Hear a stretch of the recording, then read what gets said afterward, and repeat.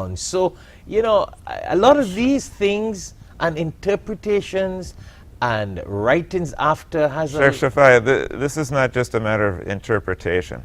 This is one of the most notorious, outrageous examples of identity theft ever committed in the history of planet Earth.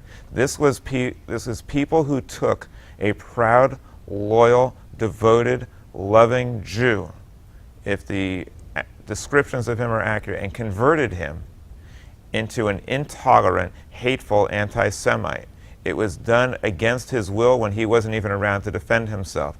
To suggest that someone who is so proud to be Jewish that he would give his life fighting against Roman tyranny in order to fight for Jewish independence would then castigate and condemn his people for all time is outrageous. And it never was said by him. But it gets worse. It's not just that he supposedly called all the Jews the children of the devil, which couldn't possibly have happened. It's worse, because in the book of Matthew, we're supposed to believe that Pontius Pilate had a change of heart, that usually he was as ruthless and vicious as Hitler.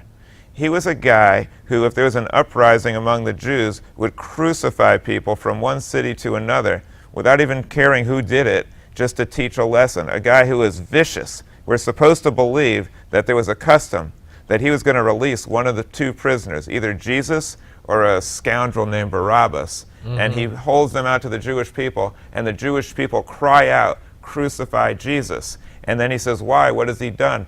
And they yell out again, "Crucify Jesus." And the third time, when he tries to go to bat for Jesus, we're supposed to believe that the entire Jewish mob yelled out in unison, crucify him, and may his blood be upon us and upon our children." How they all knew to say this at the same time is never explained. It's also not explained how this custom, which is described in Christian scripture, came to exist when historians know for a fact it never did. There never was a custom to release one prisoner at Passover, and Pontius Pilate was vicious. He never would have washed his hands and say, "What did he do?"